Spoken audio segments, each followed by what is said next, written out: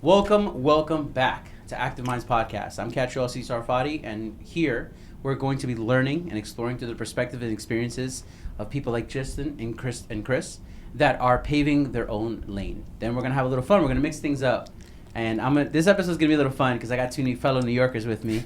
We're gonna have a little fun. We're gonna brainstorm, talk a little shit to see how what their experiences can teach us, and most importantly, the whole idea of this entire thing is to move smarter together. Justin and Chris, thank you so much for joining us, man. Thank you, man. Appreciate you. Much love. I'm a little biased because y'all New Yorkers, so obviously I'm like, come here. Literally, when y'all walked in, I'm like, come here. Definitely. I heard your voice immediately. I'm like, all right, come here. I appreciate the shot, bro. You got me started off early. Nah, of course, man. I had to hit you with the Uncle Nearest, man. The subject matter that I would love to go with y'all today is the long game. So the whole marathon, not a sprint. And you two obviously know that because you said it perfectly. I could be a millionaire right now if I just started charging a shit ton of money for access to this stuff. But instead, if I do it this way, I get to filter out basically the fugazi people and the people that are going to waste my time. And in terms of what you're working on, the expanding your empire and stock trading, etc., that's not something that comes overnight. That's something that takes time. Right. So before I even get into the real stuff that I should be getting into, why stocks? Why you? Well, stocks is definitely a foreign concept when it comes to my community. I mean, you're from New York City, you're from Brooklyn, I'm from Washington Heights, Harlem area. Yeah. And this is an area where people don't even know what a stock is, right? Like on my block, probably less than 10% actually own a share of any stock, right? Yeah. So the problem with our community right now is that we don't have any sort of equity or ownership when it comes to anything. We don't have a framework for retirement. Now, the stock market is just one single vehicle that we can use to be able to retire and make money and have a legacy when it comes to our name. And, and also, realize generational wealth. But it's like stocks is one of the ways to become rich, right? True. People have done it for decades. True. The SPY 500 gives you a 10% return every single year, even during a recession. Sin falta. Basically, without fail. Without fail, over right? and over. So it's like you got people that are working and working and working, and they just work and they just die. That's the paradigm when it comes to our community at this moment. People just work for decades, and we don't have any sort of plan for retirement. So how about we start getting into the stock market. Now we own 1,000 shares of Microsoft, 1,000 shares of NVIDIA. Now we actually hold weight. Now we have something that we can actually pass down generations. That's the reason why I'm in one of the vehicles, which is the stock market, and that's the reason why I'm trying to bring it back home to the city. Nice. I definitely can resonate with that message. When you bring that conversation to certain spaces. Yeah, I mean it's met with a lot of either animosity or kind of just a little bit of ignorance. Sometimes it's called what it is. Yep. Growing up with certain things like that, you get a lot of stupid remarks. And in your side, you're working on business credit. You're working on getting people to revisit their relationship with finances. Why you? Why finance, man? So, I mean, again, I come from New York as well. We come from areas where my mother never had credit. She never had a credit card in her life until 3 years ago. And I feel like financial literacy is the most important thing to everything we're doing. This is the stepping stone to every avenue that we're bringing to our communities, discords, and to the places that we go and meet new people. Because if they want to get into stocks, a lot of people can't afford to get into stocks, like I told you about. And they come into our group for the wrong reason. They come into our group to quit their job, and they think they're going to get rich because we're making money doing something. Save me. Stocks for some people can be a full-time job, but that is a very small percentage of people. And to be realistic, if you want to trade stocks and you're not that dedicated, stocks should be something that you're using as a side hustle. You're trading for a couple hours a day. Me and Chris, when we trade anything, we're in and out 10 minutes. Yep. We're not doing day trades all day. We trade for 5 minutes, we scalp something, we make a good percentage, and then we're out. So in order to get to that place, what do you need to do? You need to have financial stability. And you can't quit your job unless you have good credit. You can't start a business unless you have good credit. So in order for you to even start to become more successful, quit your 9 to 5. What's the first step? Making sure your personal credit's in order, making sure that when you get a business, you're able to get funding so you can excel that business much quicker than you expect. So being that both of you are operating in spaces that, let's call it what it is, in our spaces aren't really accepted as a regular conversation. Like growing up where I grew up, it was weird because we were the poorest in a good area. Right. So in certain places with my boys, you don't talk about money. It was considered taboo. But then with some of my classmates, their dad or their mom would be like, well, how would you trade the stock, son? You know, like I'm like, oh shit, they're talking about money. It's like their families are comfortable talking about money, but then like my other half of friends, that money was not something you talked about. It was like this lordship. They put money on a pedestal that was weird, because they treated money like a pedestal, like that's your master. Right. And then the other half of my friends would be like, no, dude, money is little toy soldiers. I still remember one of my classmates' dad. He told me he literally had little toy soldiers. Like, no, this is money. This is a little toy soldier. If I needed to shoot, it will shoot. If I needed to work, it will work. If I needed to sweat and bleed, it will sweat and bleed. Right. That's how his perception of money worked. Yeah, it's different. So for y'all both in similar spaces when it comes to finance, why do you think that you looked at money differently? Well, it really changed the last 4 years. Okay. Right? Like, I didn't have the mindset that I had 5 years ago. Okay. Right? It really came from understanding what the challenges, what the paradigm is, and then going from there. So why 2018, though? 2018, I just got out of college. So I graduated from Michigan State University the year of 2015. Okay. I went into Microsoft as a cybersecurity product manager. So at that age, I was already making great money. I was making like $150 at the age of 20, just from that corporate job. And then the reason why I got into stocks, and again, stocks is just one single vehicle. There's real estate, there's business funding, there's so many different things, there's e-commerce, right? But the reason why I got into stocks is because I made the biggest mistake of my life. Because every company gives you a employee stock program, right? Yeah. But I was so worried about getting money and getting a emergency fund that I could take money back home. So my biggest goal was getting at least $20,000 as a emergency fund when I was 20 years old. Okay. So I did not, I did not engage in the employee stock program. You didn't? I didn't, because I didn't know anything about stocks or anything like that. I didn't have anybody. So you know what, Chris? Dude, you must be kicking yourself in the ass. Listen, Microsoft every day. Are you kidding me? You didn't buy Microsoft? Bro, listen, the Microsoft share was at $54 when I got into Microsoft. Right now it's at $260. Mind you, I do have a 6-figure portfolio of just Microsoft. I swear. Get out, bro. I swear. Holy but shit. These are the mistakes. Why? Because we never have these conversations when it comes to our community, right? We never sit down as a family and say, you know what? Hey, Justin, what do we got to do this year so you have 500 shares of Apple? What do we got to do as a family so we can buy a multifamily property? We don't have those conversations. And that was the biggest mistake. And again, it's the fear. I had lots of fear when it comes to the stock market. Why? Because as you grow up, I came from a background where my mom used to tell me, well, that's not really for us. The stock market is not for us. We can't be part of that. So just that trauma definitely followed me. And once I made that mistake, and mind you, just off that single mistake, that cost me hundreds of thousands of dollars. That gave me the motivation to say, you know what, I made the mistake, I learned from this. Now it's time for us to create an empire, an ecosystem that we could bring back home and bring back to the people to empower them to get into these different vehicles, like the stock market, like real estate, like e-commerce, like business funding, like personal credit and things like that. Speaking of personal credit, when did your relationship with money change?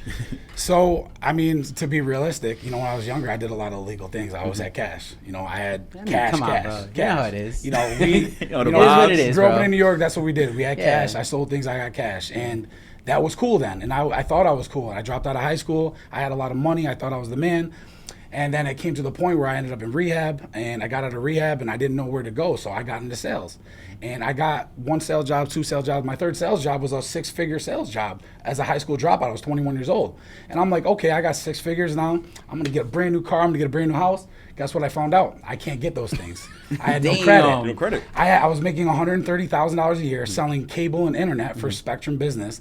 And I could not buy a house. I could not buy a car because I had terrible credit. The first only credit card that I had was at K Jewelers. I bought a $4,000 watch and a chain, and never paid the shit back because I said I don't need to. Fuck credit. Yeah, we live in an environment. So crazy. You still got it? Oh no, I lost that shit. It's long gone.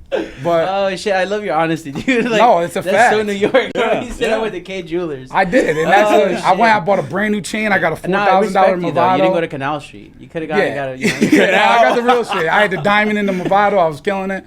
And then I was like, you know what? I want to buy a crib now. I want to buy my own house. I was paying, $1,200, $1,300 a month for rent already, and I was always using cash. But I stopped that lifestyle. So now that I had real money, $100,000 a year job, I'm like, I can get a brand new house. Yeah. I can get a brand new car. Guess what? I couldn't get anything. Wow. So that day forward, I was like, holy shit, I'm going to dedicate my life to figuring this credit shit out. And within like 6 to 8 months, I spent so much time on credit.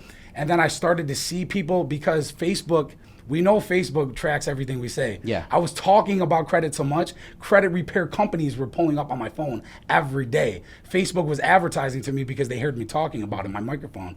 And I started to see them popping up, 1,000, 1,500. And I'm like, wait, I can do this. I know more about credit now than anybody because I disputed my own stuff. I learned how to dispute. I learned how to do everything. So right then and there, I quit my job on the spot, started a credit repair company. I took out my 401k. I had $45,000 left, put it all to the business, and I ended up making $600,000 in credit repair that first year. Holy shit. Yeah.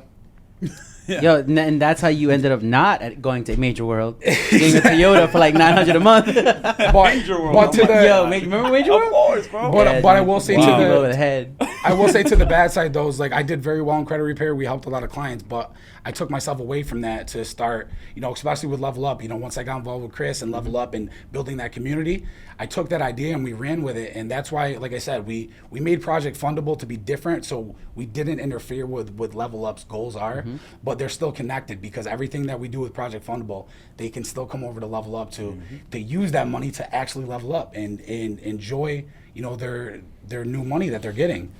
But with credit repair, the thing is, I'll tell a lot of people is it's a terrible business for a few reasons. For one, it's the most saturated thing of all time right now. They're popping up left and right, and any idiot that buys a course thinks they're a credit repair expert. And for two, the clients that you're dealing with, and I don't want to say this in the wrong way, you're dealing with people that don't pay their bills, right? And then you either have to charge them a one-time fee or a monthly fee. 99% of the time, they don't have $1,000, so you're paying a monthly fee. What's the chances they're going to pay you that monthly fee if they didn't pay any of their bills? Yeah. By the time I stopped doing the credit repair business, I had over $60,000 in missed payments, and I'll never get that back. That's crazy. Yeah. Oh, I'll that's never gone. get that back because you cannot dispute credit repair in New York State because I was charging before the credit repair. I can't get in trouble for it, but I technically was not allowed to do that either. It's like robbing a drug dealer, bro. So Yeah. You can't call the cops. so I would fix someone's credit. They'd have a 720 credit score. Then they would charge me back for all the fees that they paid, or they wouldn't pay at all, and they would get their credit fixed for free, and there's nothing I could do about it. Wow. So for me to even make the amount I made is insane, but it was still a terrible business motive because you're dealing with people that aren't motivated, and our goal together is to deal with people that are motivated, that are actually going to listen, that are actually going to take action, and that are actually ready to level up with us this year and make moves. Not people that, I want to fix my credit so I can go get another credit card and fuck it up again. So in this scenario, the short term puts you in a position where you're dealing with people like you just said, right? Yeah, because in my experience, the cheapest customers always demand the most. 100%. But as y'all transition over to community and leveling up, pun intended for the name, y'all had to switch up who you targeted, which required you to think long game, right? So what was like the major difference? Obviously, we know we can go into a little bit of the difference of clientele that you have now, but specifically, what did it look like transitioning from the quick buck person to the long game person? Sacrifice. Me and Chris went from making a lot of money. The reason I met Chris is he was doing credit repair too. Yeah. Word? Yeah. So we met He him. mentored me. So wow. I met Chris, and it was the funniest story ever. This is going to be great for this. We had the same ads guy, and Chris was looking for some help on a couple of things, and my ads guy was like, reach out to Justin. And Chris calls me, didn't know who I was, I didn't know who he was. He called me so proper, like he wasn't from New York. He's like, how you doing, sir? My name is Christopher Vermeulen. Hated his guts. I didn't even want to talk to him anymore. I'm like, I hate this dude. Who the fuck is this schmuck? I'm like, who is this schmuck? Because he was so serious. That was like when Chris was really, because he's worked at Microsoft, he's had such a good living. That was when he first dove into his entrepreneurial, dive. Okay. That was his first real dive into his own guidance, so I'm business. like, let me So he called me so professional, and I hate that shit because I'm never gonna be that professional dude. And I was like, fuck this dude. It's hard to trust somebody who talks like that sometimes. Like, fuck And then within like 2 days, he's texting me and shit, and we finally get a call, and some little thing happened in our conversation. He's like, wait, you from New York? He's like, oh shit, I'm from the Bronx. I'm like, say less. And then he was like, I asked him what he did. He was like, oh, I trade stocks. He was like, I'll drive to Syracuse Right now. next week, and I'll teach you how to trade stocks, help me with credit repair. we did that. He drove the next 4 days. What? We've been best friends since. He taught me everything about trading. I taught him everything about credit repair, and it's been that since. Yes, my history. Yeah. Okay, so I love that because shit, bro, that's exactly what happened when you walked in here. I'm no better. Like, wait, I heard his tone. I'm like, come here. Bro. Yeah. But that's something that like we definitely pick up in New York because like I actually had a very funny conversation not so long ago when people here from Miami and like they segregate themselves. And I was like, well, like they're like, oh, how come you don't do that? You're from New York. Everyone's over there. I'm like, You know what it is? Everyone's in the same shit over there. So like your background is just like an identifier. That's it. Right, Like no one's thinking I can't talk to Fulano because he's Dominican. Right. I can't talk to Fulano over there because he's Sicilian. Right. It's literally just I have a Sicilian boy. I got a Dominican boy. Yeah. Like that's how it works. 100%. And it almost sounds like you took that approach to your community. Yeah. Like because your community is more focused on a goal. And I noticed that I do miss that a little bit about New York. That camaraderie is like it's not about where you're from. It's about what we're trying to do. Exactly. So it sounds like you took that approach to your community. Mm-hmm. And I mean, obviously, I know not everyone in your community is from New York, but specifically, what do you know? What do you look for, or what do you notice tends to resonate the best with your community? What type of person? People that are driven. People that have goals and smart goals. I think is what people that Smart goals. Okay. Yeah, smart goals. We'll break into that a little bit. Yeah. I think individuals that already have some sort of financial stability. Okay. I would say. Because now they can actually put money into stock trading. They can put money into e-commerce. They can put money into PR to push their brand, to push who they are as an individual. I think those people are probably the best because they already have some sort of structure. Right? We come from getting customers that do not have any sort of structure. They don't know anything about financial literacy.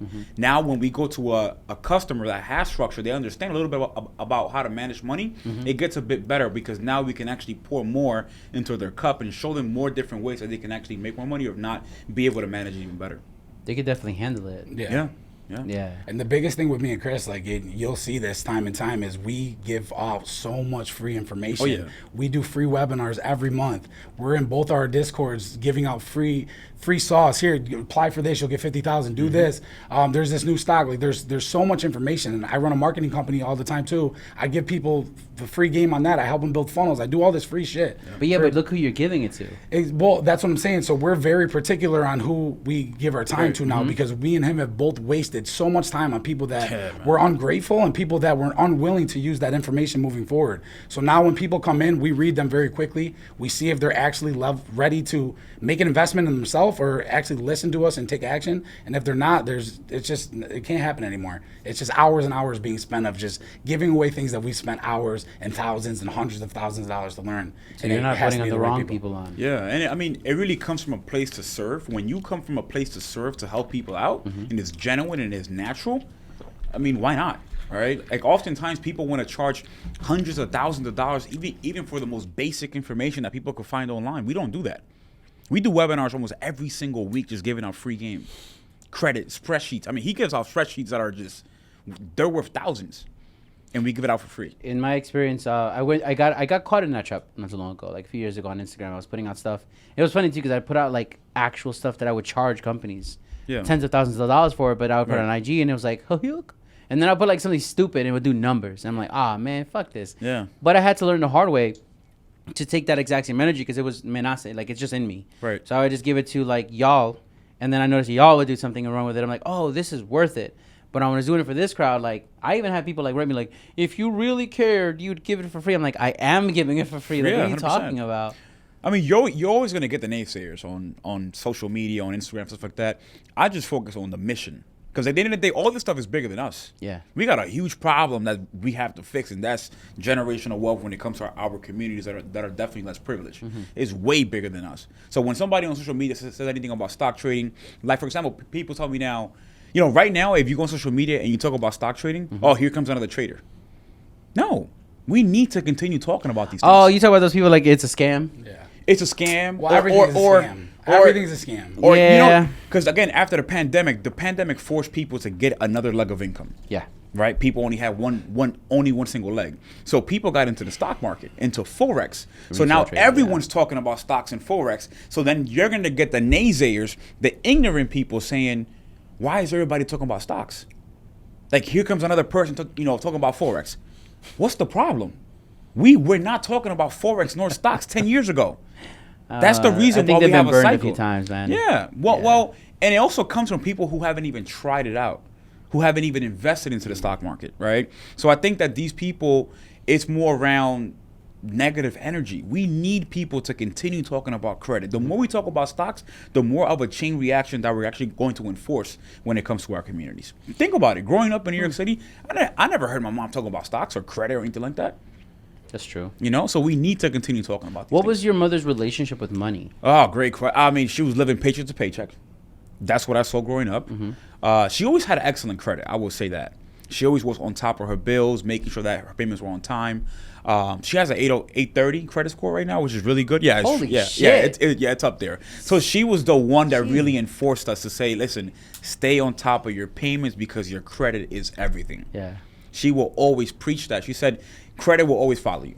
Yeah, that's true. And when it comes to New York City, where we come from, you got people that they got a car and they got to put it under someone else's name because they can't even apply for that car and their homes. I got people that their homes are in someone else's name. That's crazy to me. That's a lot of liability, dude. It's a lot of liability. Yeah. I talked about this, and it's that, I talked to my mom the other day, and I said, listen, having equity is so imperative. Yeah. And the reason why is because we were renting an apartment for over 20 years. And I calculated the rent, and it was a total of $400,000 of just money just burnt away. Yeah, burnt. Yeah, exactly. Now, yeah. when it comes to credit history is one of the most important factors when it comes to your credit. You can actually report your credit, your payments on your rent Now, yeah. to your credit report. Yeah. These are things we did not know about. And those are things that my mom and I'm sure other people's parents did not know about. And we missed on all that credit history. Yeah. It's crazy. I mean, on the subject of credit, what was your parents' relationship with money like? I mean, yeah, I grew up with a single mother. My father walked out God when I was bless. very early, and she was making $300-400 a week. I lived with my grandmother most of my life. My mother was in and out. She's a great mother. She did a lot, but she didn't have that financial stability. And one thing I can say is, like what Chris is saying about his mother, this is another big issue that we have in America. Is I sold cell phones and I sold credit and cable. Cable and internet in an area where it was a lot of foreign people, a lot of Hispanics, a lot of people from all different types of a part of the world, and I had to check their credit. Every single time their credit was good. People coming from foreign countries coming here and building good credit right off the rip. But we have Americans that take full advantage of this system. Every time I would get an American person that has their business, their credit's a 580, 600. They have bills they don't pay. But people are coming from foreign countries and they're understanding right off the rip that they were giving an opportunity to come here. They don't have credit in their countries in most places, and they're taking full advantage of it. That's huge. Yep. And we have Americans that are just shitting on the economy, just blowing credit cards, not paying nothing back, and then they wonder why their situation is fucked up for the next 30 years. And the worst part is that they'll sit there and look at those immigrants that you talked about that came and here. Talk shit about them. And talk shit about and them. say, yo, you shouldn't be here. You shouldn't be in our country when Right. they're the ones building the blocks. They're the ones doing the things the right thing. Like, it's crazy. Yo, my mom doesn't speak a lick of English. She understands a little bit, especially to talk shit. Yeah. But like, she started off with sandwich leasing in Brooklyn. Oh, wow. So, and I helped her with that, obviously, translating it. And one time, I still remember, we were taking over this property. It was 16 buildings. 16 apartments. Excuse me. And it was two properties, so 32 in total. And the whole time, this guy's looking at my mom, like she literally looks OTB, bro. And then at me, a little kid, just is translating. And he's like, who's going to be running this? Who's the owner? My mom's like, heard it. She's like, oh, me. And he's like, why don't you learn English? And in like the most broken English, she's like, this language, America. That's what she was telling me. She's like, I don't need to learn English. This is the only language that matters. My mom has a freaking Right. 820 right now, too. And it's Wow, funny that's that amazing, his man. example of your experience is funny because, bro, my mom does not play with credit, bro. Like, if it's doing the first, she will beg, borrow, and steal to make sure it gets To make paid. sure it's paid, yeah. Yeah, so it's very. I appreciate your experience, man, because you actually got a real education on the immigrant experience. Your family is Sicilian. You're working with a whole bunch of other immigrants as well, so you already know what actually the reality looks like. Oh, 100%. Yeah, you didn't fall for that whole propaganda No. bullshit. No, I mean, you can't say that 100%. You know, I grew up in an area where there were people that were taking advantage of it, but for the most part, Americans are fucking up. They're the ones talking shit about people, and they're the ones that are literally ruining the economy. And then the biggest issue is with funding and credit, the whole game is tricks. The whole game is loopholes. The whole game is finding information before the next person, and we do that all the time. I'll find this bank, a small bank somewhere, and they're offering $25,000, $50,000 with barely any. I can do that all the time. I have hundreds of them. But here's the issue: we find these banks, and they're doing this for a short period of time, and what happens is some idiot on YouTube spreads the word to everybody in America. Guess what? You can get so he can get a couple views. Guess what happens?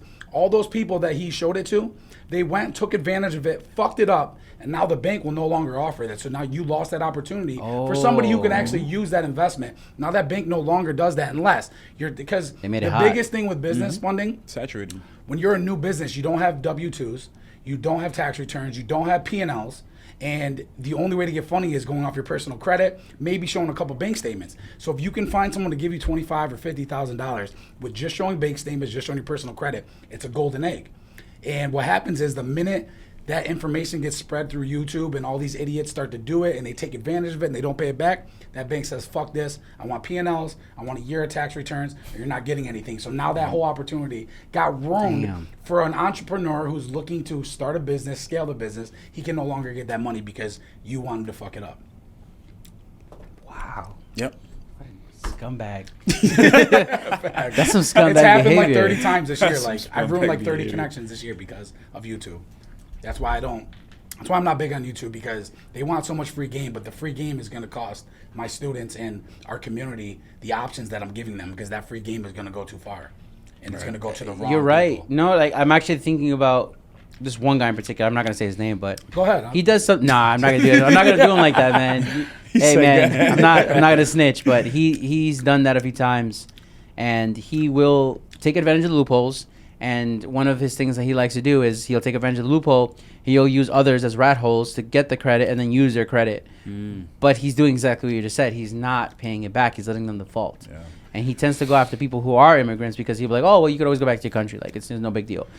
But you're right. messed up. That attitude tends to fuck it up for the rest of It us. does. It happens every time. Like I can literally name over 20 different banks that have gotten ruined this year because of YouTube. And I was giving out sauce. $25,000, $50,000 lines of credit, $25,000 credit card, $50,000 credit card, and then boom, too many people fucked it up. Now they want P&Ls. Now they want things that you can't have as a new business owner. No. It's impossible. There's two things you can't add to credit. You can't add age. You can't add tax returns if your business is too new. And especially with a new business, for you to get any credit it's outstanding, because you're just starting and banks are allowing you to get $25,000, $50,000. Credit cards are easy. I can get anybody 100. If you have a strong personal profile, I'll get you $100,000 in credit cards in 2 days. That's easy. But credit cards are a start, and the real goal is to get lines of credit. If you have a $200,000 revolving line of business credit at a 3 to 4% interest rate, do you know what you can do with that? You can buy a house every 2 months, flip it, and then you have it again. And then flip it, and then you have it again. Then you're putting that profit in there too. It's way better than you hard build money that, and you're lenders. building it up to $1 million. You have $1 million. You can flip 10 houses, buy 10 Airbnbs, buy Amazon stores, buy whatever the hell you want. Have 20 fucking cars on Turos. You can go buy 22 Maximas right now. You'd be killing it out here. 140 bucks a day. The Maximas, bro. Damn, that takes me back. Yeah, I don't know about those Nissan Maximas, bro. I mean, that's the goal. Like, that's the big thing with Turo. Like, everyone's trying to get all these foreign cars and do Turo. Like, I don't even do Turo yet because we're in New York. It's not even allowed. Yeah, But yeah. once we, like me and Chris, he's out here now. Y'all coming out here? He's already out here. Yeah, I'm out here already. Wow. Yeah, Trust me, yes, I'm on sir. my way Yo. soon. Yes, sir. I have an Welcome. office in Welcome. New York. Thank you, brother. I have an office in New York, so it's hard. I have employees there, Yeah. but I mean, this is definitely the move to get away Yo, from the New please. York I'd love area. more of y'all down here. Yeah, Yeah, 100%. I've been liking the new company because there's a lot of old faces. You know what I mean? Yeah. Definitely, Yeah. for sure, but bro. like people are out here just trying to buy foreign cars and rent those out. But if the risk on a foreign car to rent out is terrible. The amount of money you're spending, the amount of money it's going to cost to get damaged if Turo doesn't cover it, and you can literally for the same price go and buy 10 fucking Maximas, and you'll make 10 times more money, and the repair will be 10 times cheaper. True. And everyone will rent them every day, because guess what? A lot of people come to Miami that aren't rich. All the people that act like they're rich around here probably aren't. It's a fact. I don't know if you're gonna leave this in, Stewart, but I got a Maxima that put up on Turo. Yo, bro, I'm from New York. Like one of my first cars was a There's nothing wrong Maxima. with the That's good. Maxima. Like, I The got- Maxima's great. There's Bro, I nothing got wrong a with it. 2014 good. Maxima That's that I the put up on problem. Turo. That's so good. Well, I'm And saying bro, in it's this such a area. moneymaker. Yeah, right. That bad bitch makes us money. Yeah. Bro, she's going strong. She got like 89,000 miles. People don't care, man. Just keeps boom, boom, boom, boom, 100, boom. love 150 that. bucks Yeah, a as soon as it day. hits 100,000 miles, I'm swapping it out for a 2016 Maxima, bro. That's amazing. Yeah, so you're hitting a little close to home on that That's one. amazing. Yeah, dude, it's come on, bro. Yeah. There's money in mud. There's Yeah, money in mud. exactly. 100%. But on that topic, I know that because you're talking about stocks and very similar like that, that relationship that people have with it. Yep. Obviously, the whole idea of being marathon, not a sprint, it's the long game. So delayed gratification is something a lot of people struggle with. Yes. Like they want it now. Have y'all ever heard of something called the hedonic treadmill? Yep. Okay, so the hedonic treadmill, and if y'all haven't heard it, here's what it is. Hedonic treadmill is this. I bought a Lambo. Now I need 2 Lambos. Yep. Now I need 3 Lambos, and so on. And basically, it's just never enough. That thing basically now becomes where you're not satiated. You just need more and more. And when it comes to instant gratification, it sounds like the people you're now serving have less need for instant gratification. They're okay with the long game. Yeah.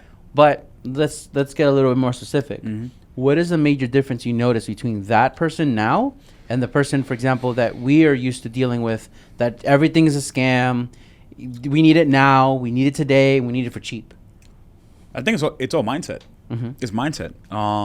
Instant gratification, and I think I definitely blame social media for that, because you see somebody's an entrepreneur that they're driving a Lambo, driving a Urus or a G-Wagon, and all of a sudden you think that you could get there in 3 months. It's not going to happen.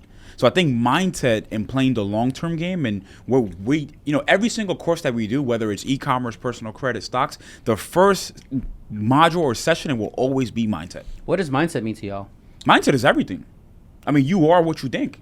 What's an example, what's an example for you both of I hate to use the word, but like a really shitty concept of mindset? Let's start there. What's a shitty mindset that you've noticed that basically just fucks it up for everybody else?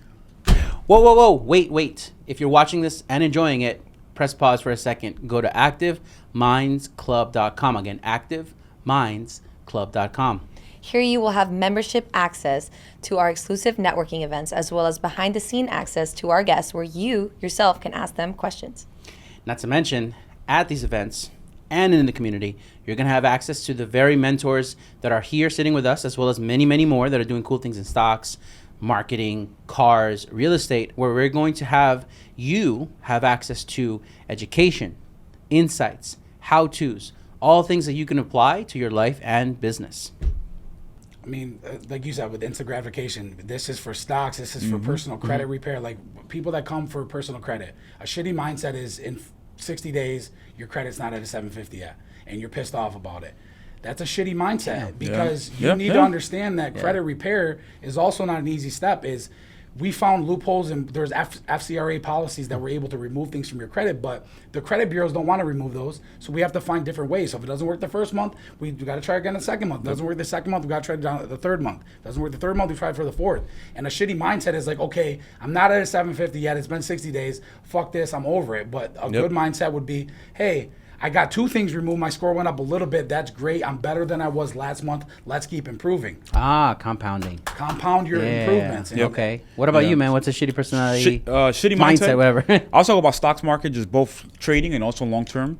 So first, for trading, people start trading, and if they don't make 4 to 5K a week, they're done. Where did they come up with that number? Because they see people posting profits. I'm telling you, social media that's is Papi great. Wulto shit. Yeah, it is. It is. Mr. Me Too. Papi Wulto's Yeah. And the You got crazy it. thing is, real quick before he starts, like when Chris got me trading, like obviously I didn't have a bunch of money in the account, and Chris had all sorts of money in his account, but he still would never trade that much. Like Chris was only making $500 to $1,000 a day because he had $100,000 in a trading account, but he wasn't spending $40,000. He wasn't risking. He was making $1,000 a day because he knows that's what he wanted. Slow and steady. So you got it. Think about the owner of your community that taught you everything about trading. He's only making $1,000 a day, and he's comfortable. And then people would still bitch that they're not making enough. Like he's comfortable making that. You got it. Because Chris doesn't want to trade all day. All he wants to do is go, bing, bing, $1,000. I'll see you later. 30 seconds. Fair. And that's the key. I respect that. That's the key. I respect that. So, but that's how you stay in the game for longer. 100%, because Exactly. it's long term.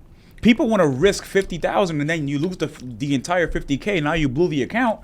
Now you don't have anything. Dude, did you guys see like the retail traders that could jumped in during COVID? Yes. And like, what is it, like over 80% of them are now either broke or out of the game. But why though? Lack of education, lack of guidance, lack of mindset, lack of discipline, lack of risk management. Discipline for sure. Lack of risk management. I know a guy that lost 100K trading. Yeah, man. This This guy. is serious stuff, man. Damn. I mean, I'll tell y'all separately, but like there was a guy like he sold like fitness programs and stuff. This dude put 130K into the market and lost it in a week. Yeah. I mean, he was DMing me like, "What do I do?" I'm like, "What do you mean? What do I do? I'm not fucking Superman. What do you want to do?" Lack of risk management. I mean, even us as professionals, we make mistakes. I'm not gonna lie. 3 months ago was the worst month of my life. I lost $250,000 in 30 days. Look at you, still standing. And He's I was a wrecked. warrior, I man. was wrecked, He's a though. warrior. I invested money at that time. Like, I have money, but to lose that much amount of money, that really ruined my life at that time. And I'm still climbing back from that. I put $120,000 into I'm not even going to say what it is, but it was some sort of a crypto investment where it was very high risk, and I knew that. Rug pull?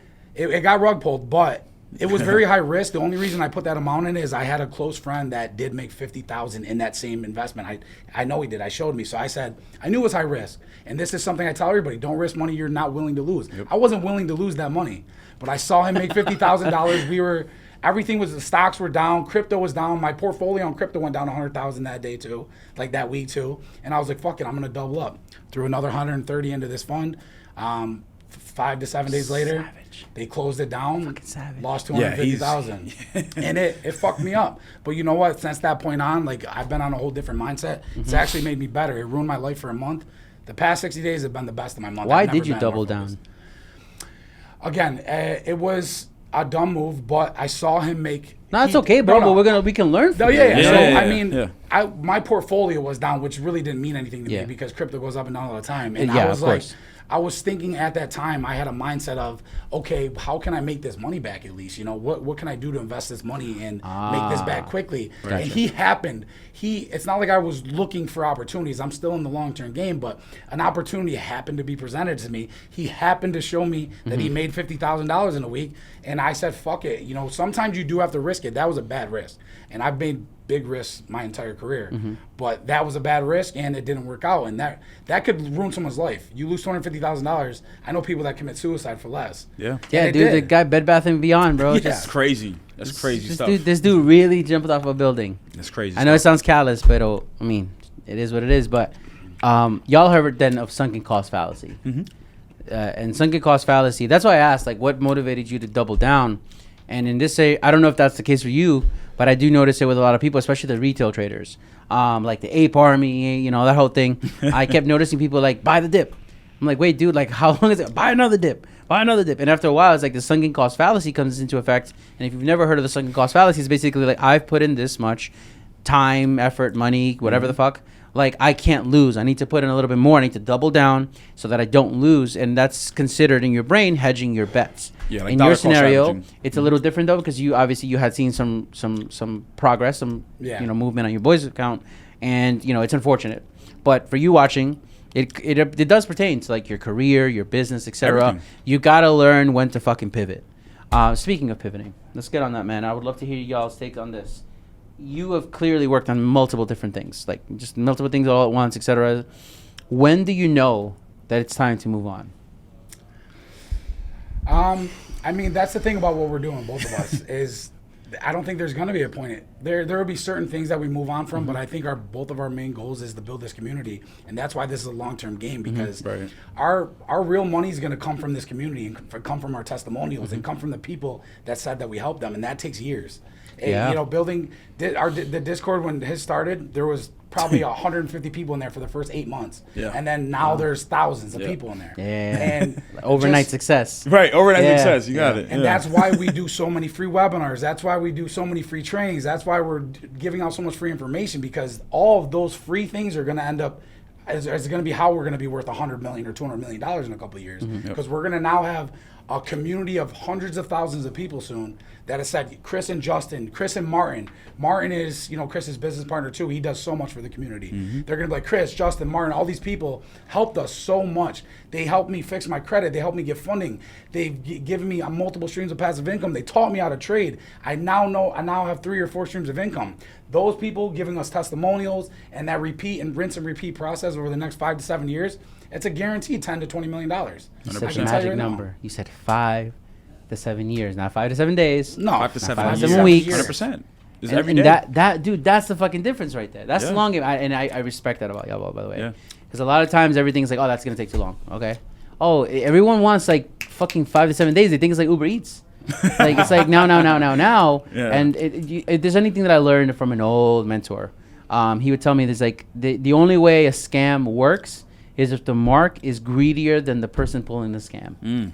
And let's call it what it is. That's why a lot of these gurus, they secure the bag and fucking run off into the sunset. Because like they promise you, things like that. And it's a facade. That's what it is, a facade. I'm gonna drive in a nice car, dripped out, designer, everything, and then I'm gonna give you guys a webinar and $50K, and then I just deuces, right? Yeah. But just to add on to what you were saying, we're also in the community. I mean, we're doing events.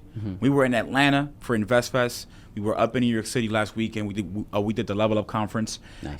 That was 2 days, free masterclass. We covered business funding, personal credit.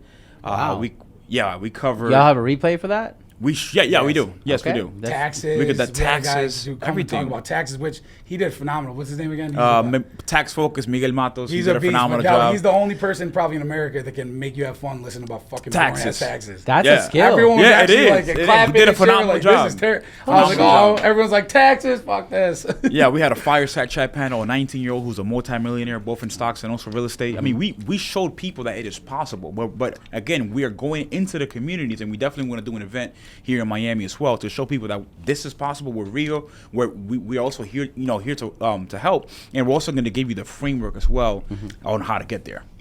That's the whole scope. No bullshit, no frills. At right all. to the point. 100%. Man, I gotta say that's what, like, I don't miss New York, but that's one of the one things I miss. Just fucking spill it out. Just no bullshit. Speaking of spelling shit out, I know that your approach with credit, because you're right, it's super saturated. Everyone in the mother's a credit expert. On your side, stocks, like, dude, when the dips started happening, like, all these like TikTok investors like magically disappeared. Why do you think? Man, I don't want to ask that question. I'm gonna rephrase this question. Yeah. I'm gonna think about this a little bit so it could have a little more substance, because I know what I want to ask, but I know y'all probably hear this question a lot. So let me ask it a different way. Why do you think that when it comes to finance, because you're both talking finance, Right. why the fuck do you think so many people are afraid to talk about money? I think for the most part, it's because most people don't have any, for one, and for the second part, people are scared. Most people are scared to realize what's really going on in their financial life. So if somebody has late payments or they have bills that are due, that's the problem. Is they could have easily made a minimum payment on this credit card before it went late of $20. The reason why they didn't is because they're so scared to open that app. When you open that app and see that it's late and see that you owe $7,000, and even though you only could make a minimum payment of $35 or $100, it's that whole it's a mindset thing. Like always, for you to open that app and even see the negative $7,000, it fucks up your head, and that's why people are so scared to think about it, talk about it, because most people are in debt. Our country is in debt, and they don't want to realize it. Even though they know it's happening, they don't want it to actually come to life. So the more they don't think about it, the more it's actually not happening. It almost sounds like their ego is getting in the way, because 100%. you're basically just looking at your mistakes. It's egos, man. It's egos. It's lack It's hard of. to look at your mistakes. It is for me sometimes. I looked at a $142,000 credit card bill like 2 months ago. I had to pay. That shit killed me, son. I was like, oh shit. It's egos, lack of I commitment. was like, fuck. What about you, man? What do you know? Why do you think people are so afraid to talk about money? Fear of talking about technical concepts. Like I was scared of talking about what is a PE ratio when it comes to Why were you stock. scared of that? Just the trauma that when I was growing up that is not. What does for that us. mean, trauma? Trauma is like whenever you come from a community of people telling you that this is not for you, this is not for your demographic. I grew up with that. And you Right. believed it. I mean, I was 6, 7 years old and I was, hearing that. So you believe that. As you grow up, you start to inherit the beliefs and the limitations from those around you. So I was inheriting the beliefs and the limitations from the people around me. Harlem, Washington Heights, the Bronx. No one talks about stocks. People see stocks as a scam, or stocks is only for certain people. Even though they see the people driving Ferraris 100%, and they still think it's a scam. Well, they say this is only for a certain demographic.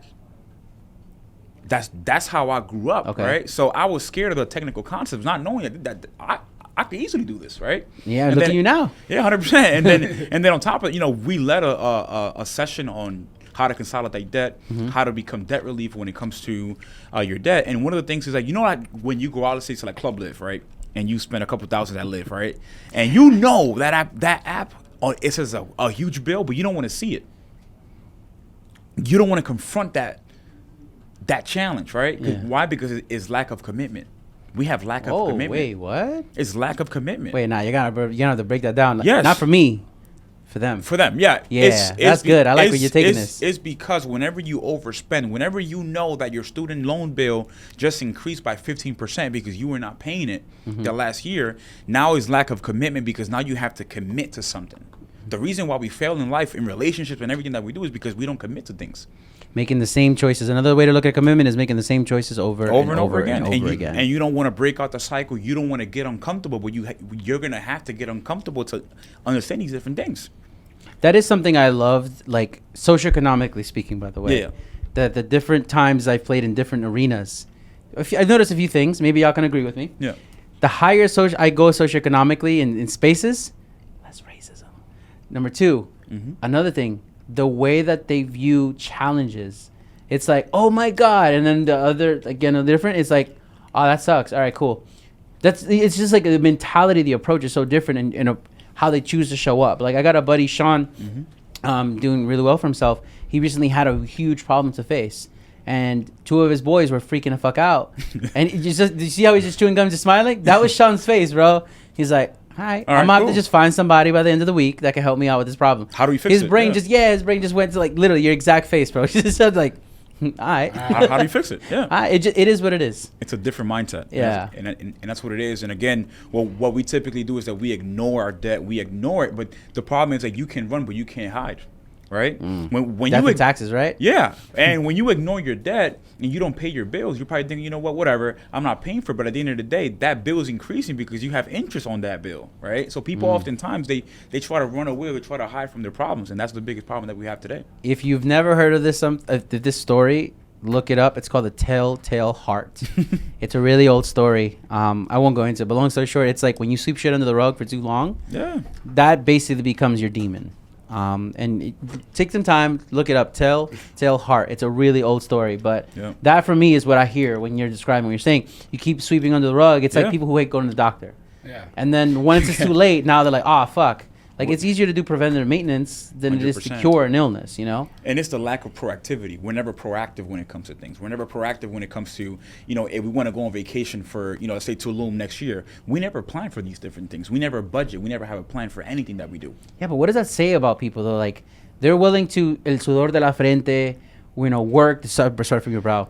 Work hard, but then, like, don't go to the doctor. Nothing. Don't want to talk about finance. Don't want to look at the bill. That's what I mean. Like, you've got, we back home, you heard the term chutzpah, like the balls, right? To approach things like work and like no days off, the hustle porn, right? Where the fuck is that energy for this stuff? Yep. It's not. It's not. Why? I don't know. And that's something we're trying to figure out as a group. And that's why we focus so much on these things to really help people build a foundation. This trading stocks and all this and Amazon and all this shit is not for the average person. This is for somebody that built their foundation.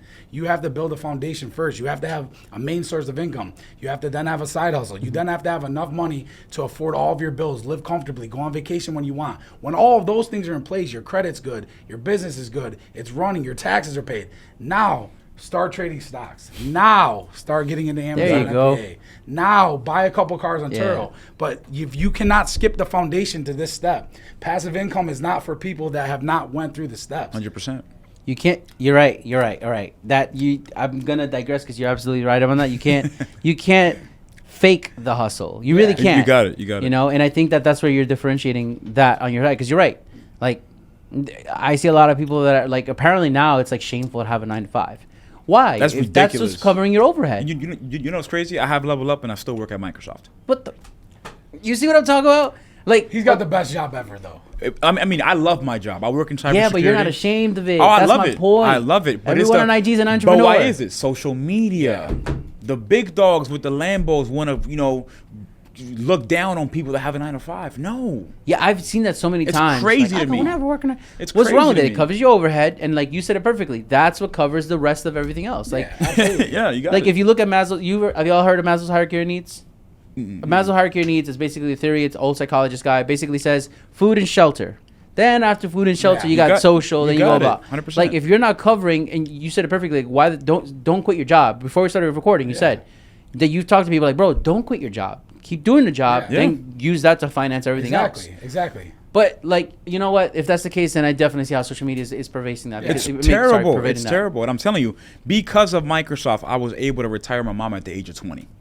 Because of Microsoft, I bought her a condo. Bendición, bro. That's what's Thank up. you, my brother. That's because of dope. Yo, that's Microsoft, awesome, I got dude. Airbnbs. Because of Microsoft, I've been able to build Level Up. I will never leave Microsoft. Why? Yeah. I know people that my mentors who are at Microsoft, Mm-hmm. they have over $20 million in just shares, and they haven't left Microsoft. Why would I leave? Damn. Well, Doesn't make sense. there's two sides to the story, though. Chris loves his job. Yeah, I love my job. I love it, man. Chris Shout out loves to his Microsoft. job, and Chris, without Level Up, without anything else, he could live very comfortably 100%. off his salary 100%. off Microsoft. Yeah. Now you have side B where somebody hates their fucking job, they don't make any money, and then they complain about it every day. If you're that person, then do something about it. Start a business. Keep that job until you have enough money to cover your bills for 3 months, and then go all out. You only have one life. If you're gonna fail, then fucking fail. Go get another job. Who cares? If you That's get one definitely job, where you the get long another game one. comes in. Yeah. Like the long game, like there's a few people that I've met, very similar shoes, where they're working their job, and then every single time there's this term buying income. They look at it first like, I'm gonna buy some income for like my cell phone. Like there's this guy. I'll use this guy as an example that I grew up with. His name is Faruk, and what he did is he was working at the VA. Then he started making his money, and he would use that to buy Pradas. And then he would flip the Pradas, take it and do it all over again. Then he would buy 3-4 pairs of Pradas. Then he would go buy like very expensive jewelry and stuff like that. He's never left his job at the VA. Wow. But my man is iced. My boy is literally drip. Yeah, he's dripped. Yeah, Gucci down to the socks, like the song.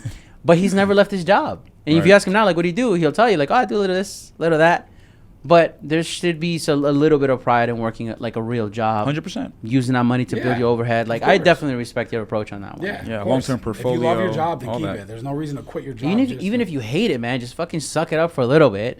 But have a plan in place. have a plan. Yeah, because, like, there's a lot of people who are, like, really miserable in their jobs. And, like, 2-3 years later, they're still telling you the exact same song. Exactly. 100%. Yeah. Because they're comfortable. They're comfortable. And we're in a we're That's what it literally is. Are they, though?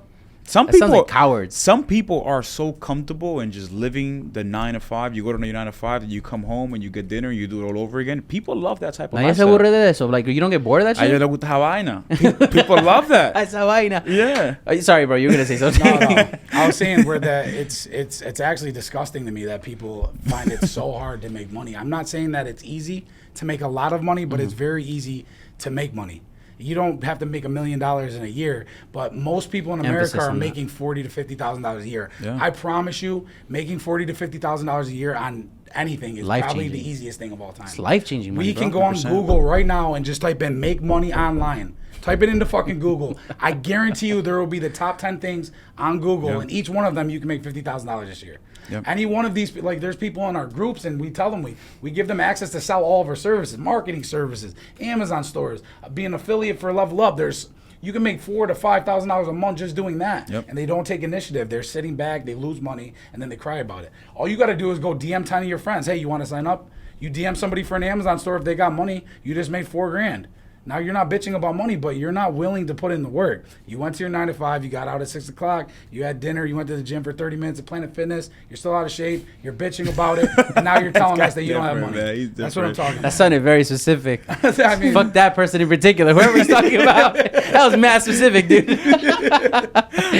Brad Lee is someone you brought up before, and it came to mind as you were saying that, because Brad Lee, and actually someone that was here not too long ago named Zane, they call him the king of solar. He had a very similar approach to what you're saying. His whole thing was like, he was kind of shy, and then this dude started knocking on doors selling solar. And now he's got a $1 billion company. So he didn't actually create the panels. He didn't even do the installation. He just said, I'm going to put myself out there in a conversation and leverage something that already exists, high ticket, etc. Yeah. So on that approach, sales definitely helps that. Finance helps that. Being comfortable with talking about finances obviously helps that. And when it comes to mindset, it's something that gets thrown around as a buzzword a lot. And that's why, to my close friends and relatives, I do say this, like, stop worrying about the buzzword. Just think about what it actually means. It's your perspective. It's your approach on how you approach life and things. There's a guy named Alfred Adler, and he's someone who studied under Socrates and Plato. And he has this theory where basically you have your business, your friendship, and your romantic relationships. Right. How you choose to show up to those, and I've said this before, how you choose to show up to those and the questions you ask literally dictate what your life will look like financially, socioeconomically, and your social circles. And that's something that unfortunately gets overlooked because, as you folks already clearly spelled out, it's that fear. And that fear tends to derive from self-worth. And self-worth tends to derive in your experience. Like you said, when I was growing up, my mom did this, but my whole neighborhood and my mom just saw self-worth as different. 100%, yeah. So it's something definitely for people to rediscover on their own time. There's actually a book called the Mountain is Me or Mountain is You or something like that. It did a really good job, going into that. Your whole the whole way that you view yourself and self-worth wise, right? Which is going off on a whole tangent, but I just want to make sure that I'm picking up a lot of what you're putting down. So if you're listening to this, watching this, want to rewind or don't want to rewind, here's some of the finer points that Justin and Chris have definitely laid out in the simplest way possible. That's one of the magic of New Yorkers. There's no bullshit. Just bang. That's what it is. We're different breeds. We're different breeds. Bong's my word, bro. Bang it. Bang. Number one, finance. The immediate thing they went into is finance and credit. Basically, money. What is your relationship with money? Be very fucking honest with yourself. You're only kidding yourself.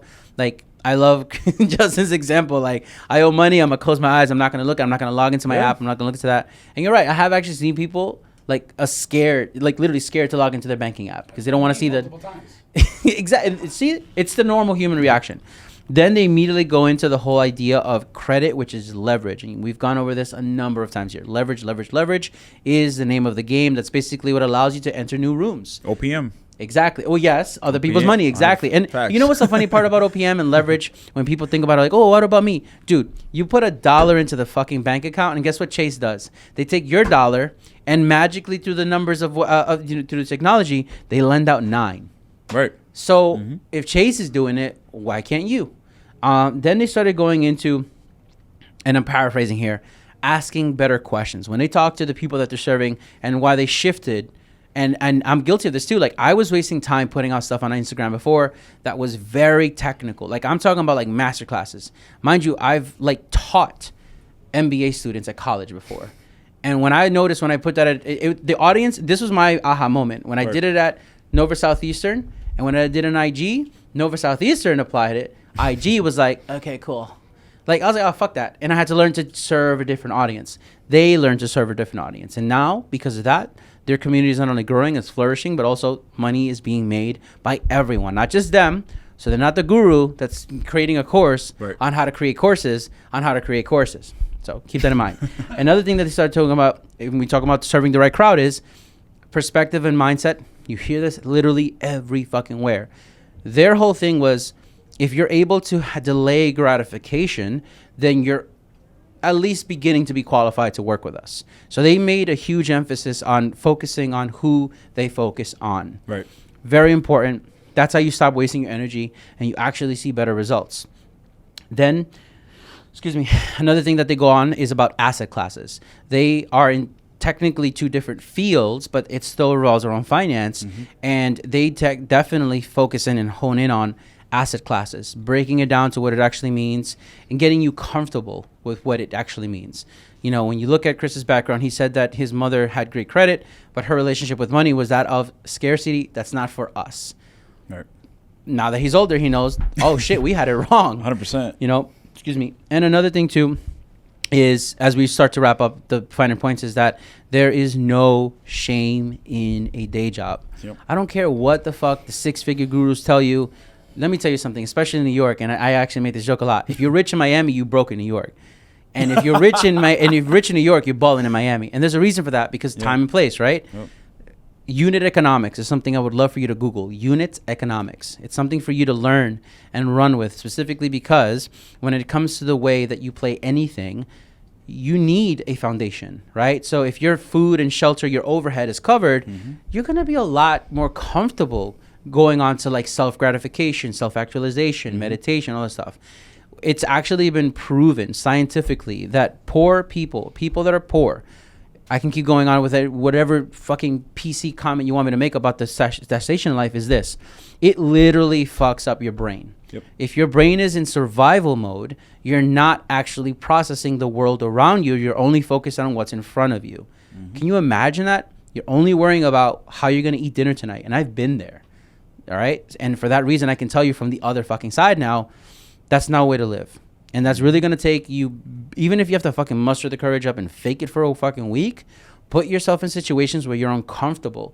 The more complex problems you solve, the more you get paid, which is why the less you work, the more you get paid. Yep. These two are a shining example of that. Did I capture a lot of what you guys were laying down? It was amazing. Absolutely. I just wanted to make sure that I didn't miss anything. And if I did miss anything, this is your opportunity to fill in the blanks for me, man. As we wrap up, Justin, I'll start with you, man. My Siciliano. What is something in the last 12 months that you're very fucking proud of, man? Oof. I mean, my consistency. Okay. My willingness to keep pushing when things go wrong, and that's the biggest obstacle that as entrepreneurs that we go through. Mm-hmm. We're gonna fucking fail 10 times more than we're gonna win. You heard And if that, right? You're gonna anybody that's becoming an entrepreneur, you're starting a business, you're gonna fucking fail so much. You're gonna have a terrible time, and if you're not willing to fail, if you're not able to control those failures, then just stick at your day job because this life is not for you. It sucks. The second thing I would tell Talking that anybody. shit. I love it. Second thing I would tell anybody is set daily, small goals. Instant gratification is huge. Hitting a tiny goal, making $50 in a day, that's a huge goal. It's a tiny goal, but those daily small goals, that gratification is what keeps you pushing. Set monthly medium goals and set quarterly huge goals. And my biggest thing that I've accomplished, Elon Musk does that. I haven't got on Chris's level yet, but I was able to build my mother a brand new house this year. I didn't able to retire, but I built my mother a brand new house. That was God bless. That's been a goal of mine Yo, since the day I started. That's the first reason why I got into this game. Felt Is my that. mother's house was so out of shape and fucked up, so I was able to buy that home and remodel it and make it brand new and give it to her. And that's huge. And taking care of your parents, taking care of the people that got you to the place you are is the biggest gratification you can have. But you also need gratification for yourself. Without that, you're not going to get as far as you want to be. What about you, my man? Biggest proud moment in the last 12 years? Last 12 months. Something you're very proud of, man. Oof. I think just building, just level up, man, and just collaborating with people like Justin. I mean, Justin has been a great asset to who we are. He actually founded Level Up with me. So it's been phenomenal. We've been able to put different assets under Level Up. I think that's been critical. I'm also proud of myself, man. Just, again, being consistent every single day, going for that 1% every single day. You know, one thing that I always say is it's always you versus you. You are the only obstacle in front of yourself. So I think about that stuff every single day. What can I do better? How can I improve? So you're not worrying about everybody else. Oh, I don't even care, man. Fuck everybody. I'm thinking every day I'm trying to beat me. Even if it's at the gym, going for one more rep, even if it's at home meditating, even if it's in a relationship, I'm trying to be better every single day. I'm trying to find ways that I can improve every single day. And I think that once you become surgical to that point, that's when you really achieve success. I've been reading lots of books, man, on leadership. Any recent ones? How to Lead Without Fear. How to Lead Without Fear. Yeah, that one is a beautiful book.